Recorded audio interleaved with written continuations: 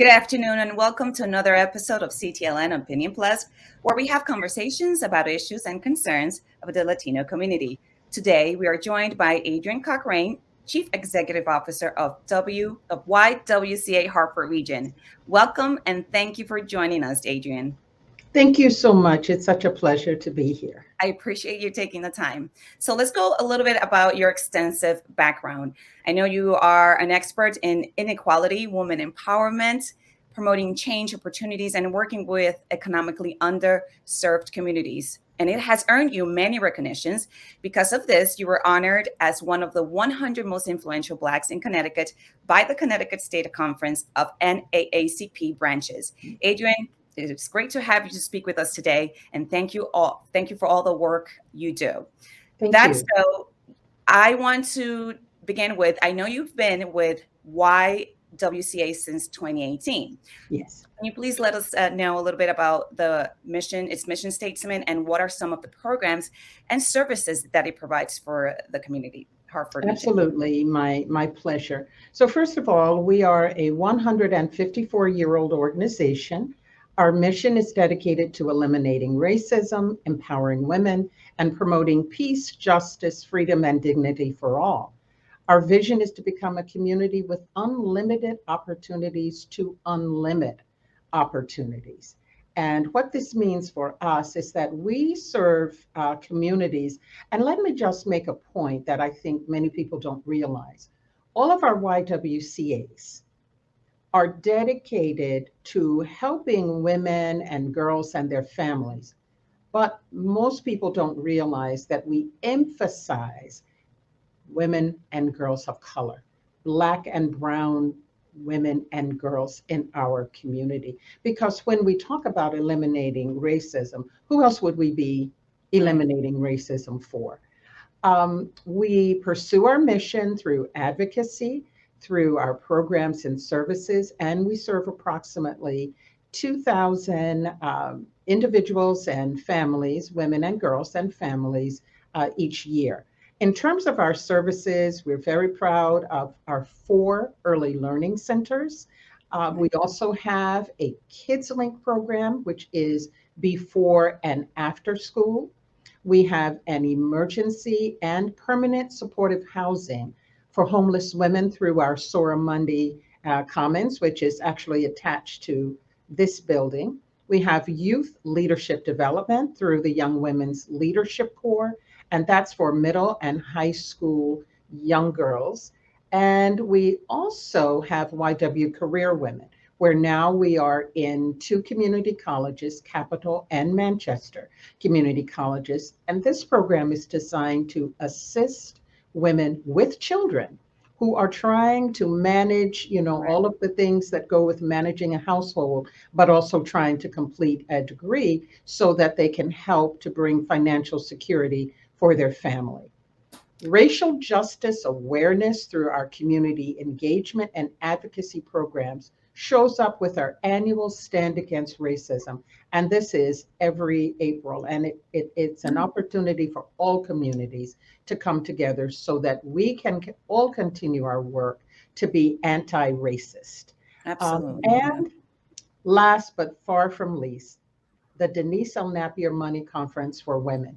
Now, that is a conference that has happened for over 20 years. The last 2, due to COVID, we weren't able to actually hold this conference, but it is going to be back in 2022, strong as ever, because it's so important that we teach our women and our girls and our families, not only helping them earn income, but how they are able to manage and make that money work for them. I remember my mother telling me when I was just a little girl, pay yourself first. I don't care if it's a dime or a quarter or a dollar, pay yourself first. So that's sort of the highlight of what our programs and services are. That's very important, and anything that can help the community, move forward. So in your experience, what are the most significant issues women in Connecticut are facing today?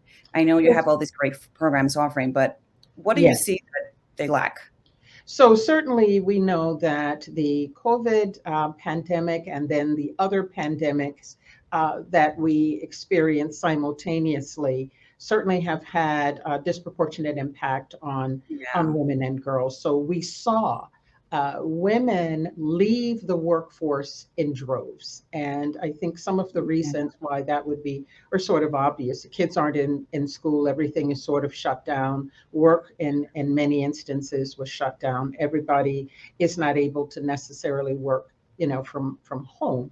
And so you had the situation where the woman needed to be in the household to take care of the children. We also know that that had a disproportionate social and economic impact, and also, health related reasons too. We know that communities of color were the most hesitant in terms of, taking the vaccine. We Yeah. also saw a rise in homelessness. A Wow. Yeah, we saw a rise also in those trying to cope with all of the changes, around them. So you see people perhaps depending on substances more to try to get themselves through, and some significant mental health challenges around this. And I think this existed for children as well More so. as, Yeah. for women. And let me focus for a minute on the Yeah. Latina community. The unemployment rate is approximately 19%. So that means nearly one out of every five Latinas who were in the labor force are now unable to find employment. No longer. Yeah. Yeah, 10.9% of the women live in poverty. And that wage gap, again, that appears. And, we're all about pay equity, gender equity, and pay equity here at the YWCA Hartford region. And so what this means is that Latina women were earning approximately 48 cents on the dollar as Yeah. compared to what white men were earning. So I would say, in summary, Maricela, is Mhm. that we saw exacerbated all of those inequities that already existed. We simply have seen Yeah. those exacerbated. And now, as we try to find our way back to what we hope will be recovery. I know the pandemic it's wreaked havoc almost every community, Absolutely. and the hardest part is that when, us as women, we are already trying to move forward, and now you have the pandemic and lack of work. So Yes. what what can you mention, like, what would be one of the resources that women should be aware of in Connecticut? If you can mention one, can you mention right now, what can be of use, for Connecticut, women in Connecticut? I know you mentioned that homelessness, and of course, I think everybody's experiencing unemployment issues and lack of Yes. work and finding, a right job. But if there's one resource that you can mention, what would that be? That, So, yeah. I'll have to mention my own. If there's one choice, is to tell everyone to simply go to our website, www.ywcahartford.org. And this is a place where women, where girls, where families can learn information about the resources that we offer. Again, going back to whether they're looking for before and after school care, whether they're looking for our early learning centers, meaning that they need childcare, whether they're looking for information on employment opportunities. There are a couple of new programs that we are really excited to get off the ground here. One Mhm. deals with digital skilling. And we know once again that, as I said previously, women left the workforce in droves, the so called she session. And then there were many who didn't get the opportunity to enter the workforce. And so we are looking at, what are those careers that are going to provide a bright future for women and their children and their families, and that can give them the opportunity to earn living wage. So we do post information on our website. We Mhm. do post information certainly on any of the social mediums, and we always produce 3 to 4 times a year newsletter that has some general information about the work we're doing. We haven't quite completely reopened the building to everyone yet, but that will soon come. We are very, very On the close to works. that. Mhm, And what mhm. we're looking forward to is this particular center becoming a haven for the community, not only a safe place, but a place where the resources, as you were inquiring about, can be found. Information on resources or things that we don't particularly offer because we're a community agency. And by definition, you don't do everything. So that is what I would say, and what comes to Okay. mind, for me is I direct everybody to our website. Now, is the website bilingual? Do you have a Spanish website for the Hispanic communities? How do you address the So it reach? is not at this time, but I will tell Okay. you that our Mhm. website is under construction. And I will Okay. tell you that this is something that we will be addressing. So now, for the time being, we also direct people, depending on what the resident needs for support, Hmm. to 211, which absolutely does have,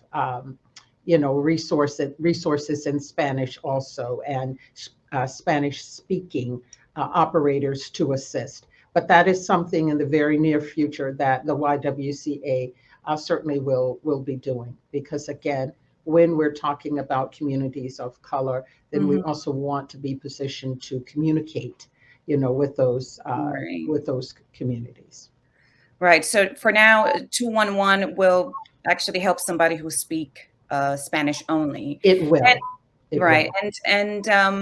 I want to ask this next question is if I'm a woman and I'm a minority living in Connecticut, Mhm. how can I get help? What do I need to do? Where do I go? I know 211 will be one way. Mhm. Um, are there any requirements to apply for any of the programs? What's your basic requirements, In or terms of our programs? yes, in terms of the YWCA's program, like where do you start? Okay. If like I know nothing about any of your services. I want to know where to go. All right. So it can start, again, with that website at www.ywcahartford.org for general information.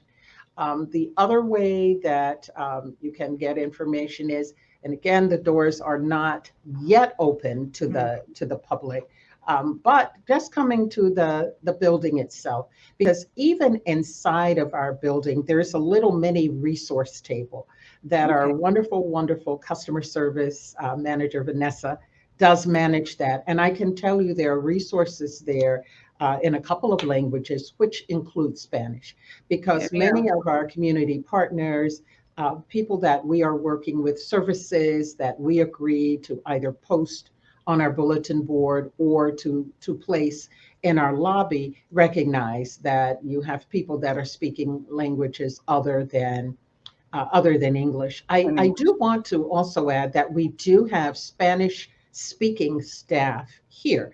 So certainly if we encounter a situation and that individual, either they're not comfortable in their English, or they're not feeling that Mhm. they don't speak English at all, we do have staff here that are at the ready to step in. And so we look forward to having more of that experience. We are a diverse staff here.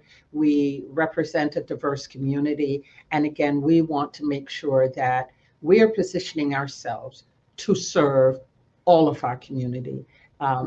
The other interesting factoid about YWCAs, some people say, think it's a white organization. Is it a white organization? Or they see a Hmm. woman of color leading it. Is it a Black organization? It's not a white organization. It's not a Yeah. Black organization. It's an organization of the people.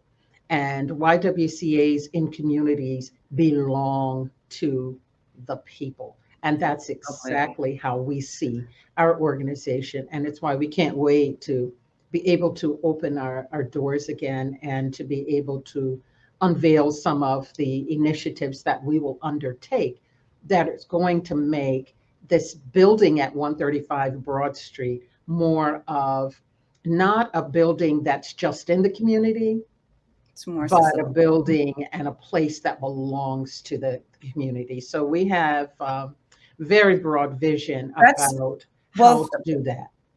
well, thank you for letting us know that, because I was going to ask you what's next, but I Yeah. believe we're running out of time and I want to get you back to work, but thank you so much for the conversation. We had you came in and spoke to us today and your audience. And maybe, next time, maybe we have you another time so we can discuss once your office is open at Broad Street. That's all the time we I have would for today. love to have that opportunity Yes. Thank and you. Thank invite you. you to come. Okay, will do. I'm not far from Connecticut. I'll check it out. Wonderful.